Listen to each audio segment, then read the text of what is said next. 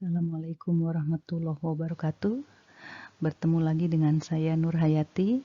Saya akan menjelaskan materi tentang kombinasi.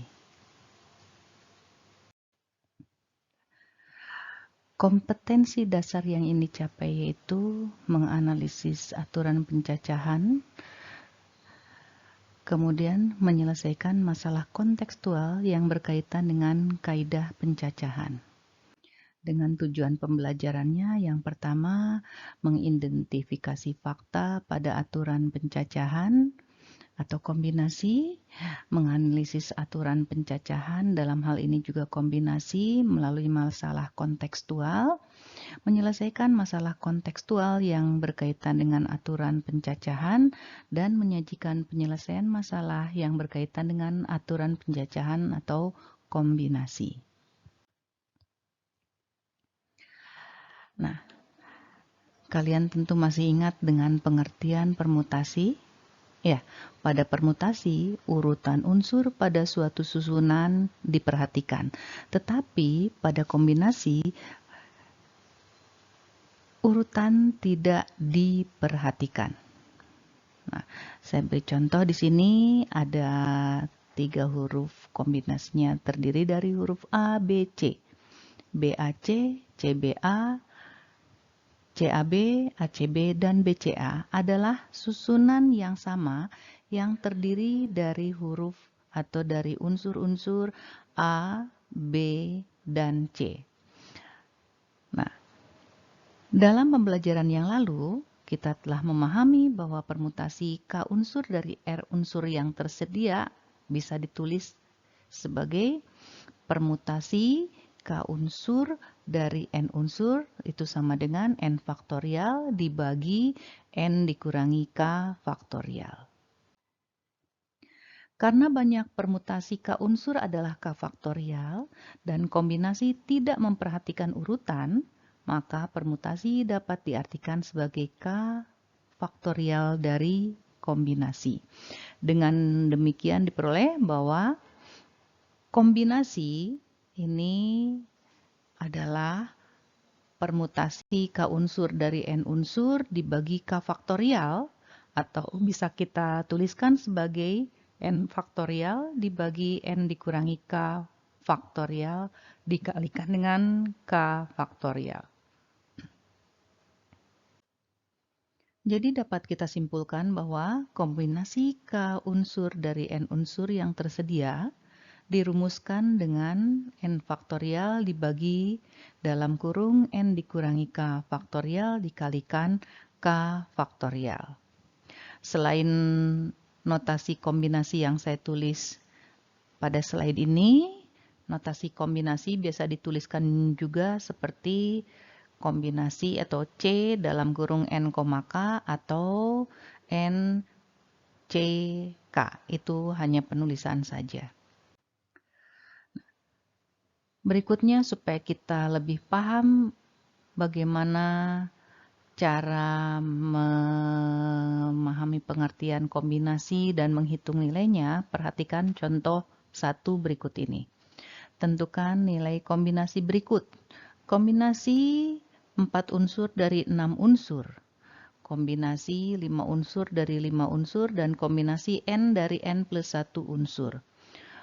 Untuk yang pertama, kombinasi 4 unsur dari 6 unsur itu sama dengan 6 faktorial dibagi dalam kurung 6 dikurangi 4 faktorial dikalikan 4 faktorial, kita dapatkan 6 faktorial dibagi 2 faktorial kali 4 faktorial atau sama dengan 6 kali 5 kali 4 faktorial dibagi 2 faktorial kali 4 faktorial. Cukup kita kerjakan sampai 4 faktorial karena kita lihat pada penyebutnya ada 4 faktorial juga. Sehingga untuk faktor yang sama kita bisa bagi 4 faktorial dibagi 4 faktorial nilainya 1 sehingga hasil akhirnya 6 kali 5 dibagi 2 faktorial atau sama dengan 30 dibagi 2 hasil akhirnya 15.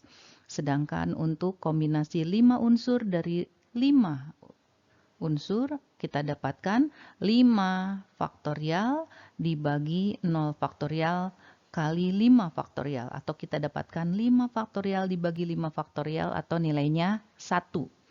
Sedangkan untuk yang terakhir, kombinasi n unsur dari n plus 1 unsur, kita dapatkan hasil akhirnya n plus 1.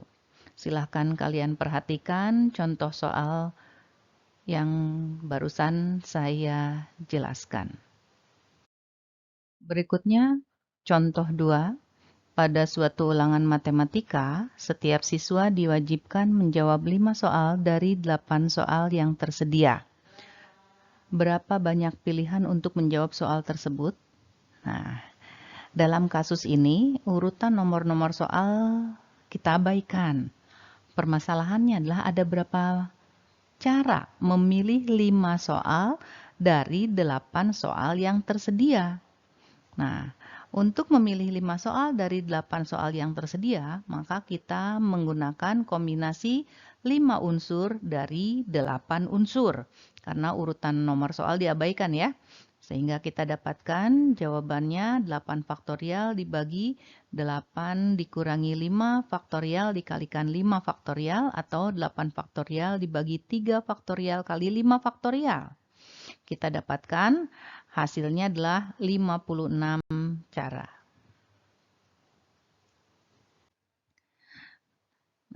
Kita lihat contoh soal yang nomor 3.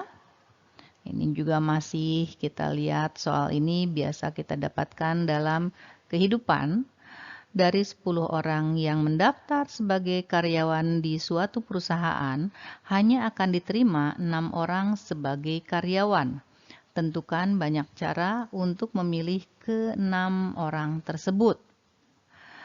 Pada kasus ini, urutan orang yang diterima sebagai karyawan tidak diperhatikan.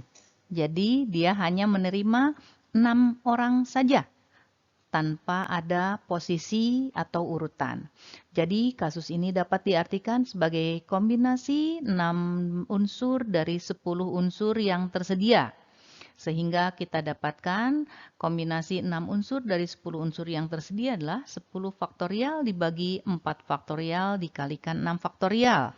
Atau kita dapatkan 10 kali 9 kali 8 kali 7 kali 6 faktorial dibagi 4 faktorial kali 6 faktorial. Atau kita dapatkan 210 cara. Demikian yang dapat saya sampaikan untuk materi kombinasi pada pertemuan kali ini. Terima kasih. Assalamualaikum warahmatullahi wabarakatuh.